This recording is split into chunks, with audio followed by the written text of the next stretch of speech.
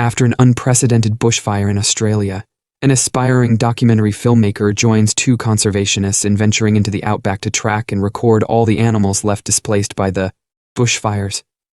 When they discover a terrifying unknown species, Bailey, the documentary filmmaker, is filming Grace, an ecologist in conservation, as she explains the traits of a few animals around them, like koalas and dingoes. Grace explains that due to the bushfire, there are more than 100 endangered species, and if they don't do something to help these animals, they will soon become extinct. Soon after, Ben, a master field biologist, arrives and Bailey thanks the two of them for accepting her and taking her on their team, as no one else wanted to do it. The three of them joked around for a while before getting straight to business. Bailey interviews a park ranger named Matt, and the latter explains what park rangers, like him, do, which is to maintain campgrounds, control feral animals, look out for any illegal hunting, and more. Since the trio is going to venture into the outback, Matt gets their coordinates so they could activate the emergency beacon and send out a distress signal if they needed to. They are also going to use a satellite phone as there is no reception in the outback. Ben wraps a camera around a tree and explains that this device gets activated by heat and motion. They are going to leave 4 of these devices at different sites to survey the bushfire regrowth area for wildlife. Bailey interviews Grace and Ben about their action to conserve the endangered species, how to make plans for the future, even if there isn't going to be one, and if the two conservationists believe that science can save the world. Nightfall came, and a hunter named Gary had set out a campfire for the night. When his dog Goose sensed something nearby, Gary lets the dog be as Goose runs towards a huge tree with a hole in its trunk, whining as it stares inside it. Something inside the tree hole moves, and Gary hears Goose whimpering loudly. He goes to check out what happened, but he can't find Goose anywhere. He sees the tree and checks inside to see if Goose is there, but the dog isn't. He stands around the area for a while when he hears something moving above him, causing him to look up. Gary yelps, and blood spatters on the ground. Meanwhile, the trio is walking, following a trail they made as Grace plays nature and animal sounds with the megaphone Ben is holding. She plays a record of an owl's hoot, and the three of them silently cheered when they heard an owl hoot somewhere in the woods.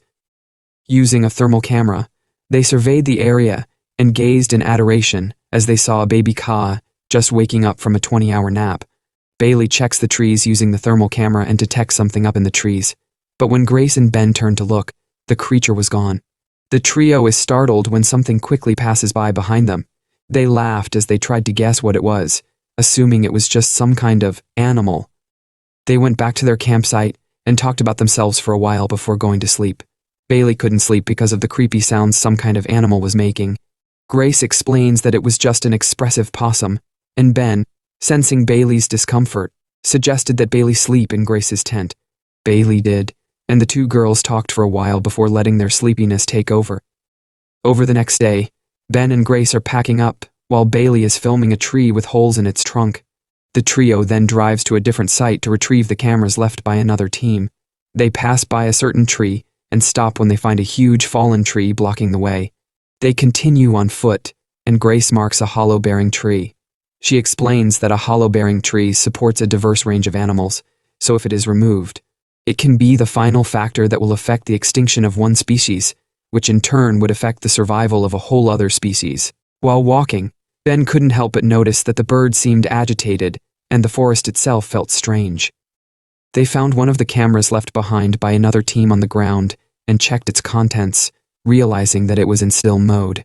Pictures of different animals passing by were shown, until they stumbled upon a picture of a deer seemingly getting captured by something they couldn't recognize due to the camera being blocked.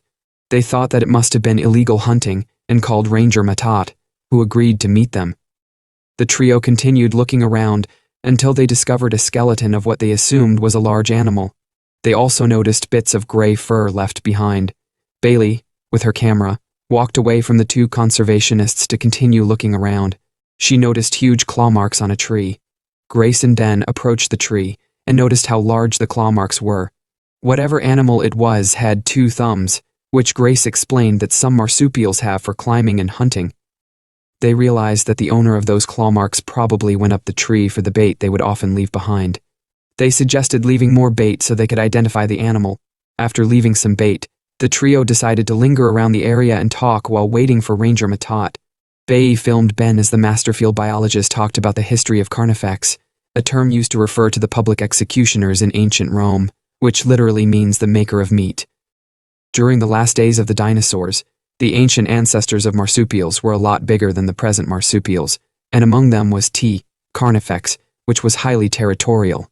It was said that if you entered its territory, it would prey on you, but unlike lions, T. Carnifex was extremely smart and strategic. It would silently stalk its prey, and once it found a perfect chance, it would jump on its prey, bite down on the prey's jugular, and sever the spinal cord. According to accepted science, T. Carnifex went extinct due to natural climate change. It was already dark, but there was still no sign of Matt. The trio was getting curious why he was taking so long, and Ben decided to send a message to the ranger. Unbeknownst to the trio, Matt had already reached the area before nightfall and had stumbled upon an abandoned car. He checked the forest and discovered an abandoned site. Gary set up the site, then continued to look around. He came across a gun on the ground next to a tree and saw Goose staring at him from behind the tree, growling menacingly.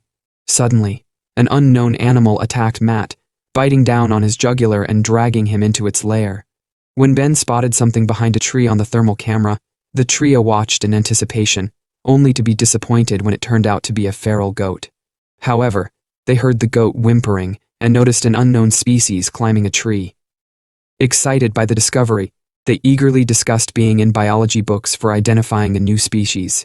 Grace and Bailey continued to observe the animal through the thermal camera, while Ben followed the unidentified animal. When Grace fell into a pit, Ben went to help her, only to be attacked by the unidentified animal. Grace hid under a tree branch as the animal searched for her. Meanwhile, Bailey, flying the drone, feared the unknown creature coming for her. Gary set up the site, then continued to look around.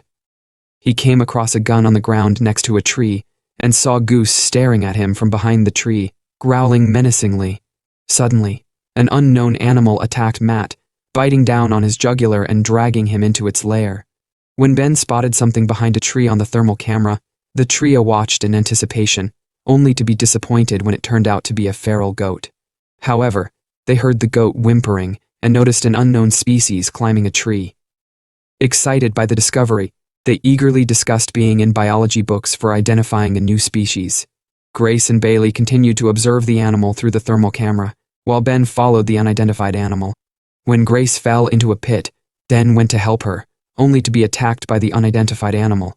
Grace hid under a tree branch as the animal searched for her. Meanwhile, Bailey, flying the drone, feared the unknown creature coming for her.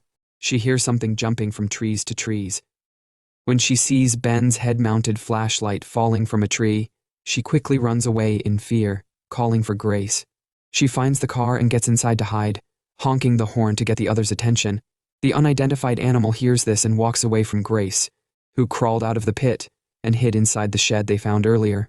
Bailey hears something from outside the door and cautiously opens it to see a dog, Goose, looking in. She invites the dog in and quickly closes the door. On the other hand, Ben is left on top of the tree, severely injured. He moved and fell from the tree before crawling into the hollow of the tree to hide. Not knowing that it was the unidentified animal's home, he feels something dripping on his cheek. When he looks up, he realizes that the unidentified animal looks exactly like the T. Carnifex he was talking about. The Carnifex growled and pounced on him, dragging him up for a nice meal. Grace notices multiple holes on the shed's wall and peeks through them when she hears something. The Carnifex passes by the shed, and she flinches away from the wall, backing away in fear as the Carnifex searches for a way inside the shed. Grace runs out of the shed and into the car, startling Bailey, who has fallen asleep. Grace tells Bailey what happened, and they run back into the forest to help Ben, with Goose following them. They find the hollow-bearing tree and see blood all over it. Inside the tree, Grace checks the stuff left on the ground, crying upon realizing that it was Ben's. They hear the Carnifex approaching and run back to the car. They drive away, but an uphill slope prevents the car from moving. They step out of the car again to try to push it up the slope. Grace attaches a rope puller to the tree in the car before telling Bailey to get back inside the car to keep it moving while she stays outside, to guide. But the rope snaps, hitting Grace and causing the car to roll down the slope. Bailey cries out in pain but abruptly stops when she hears the Carnifex approaching. She grabs the thermal camera and looks around, getting startled when the Carnifex jumps on the car. The Carnifex looks at her, the windshield being the only thing keeping them apart. When the camera Bailey was holding suddenly flashed, it blinded the Carnifex for a bit. The Carnifex approached the car and attempted to get in, but failed and left when Bailey struck it. Grace then emerged from behind Bailey and offered her hand to help Grace into the car for safety.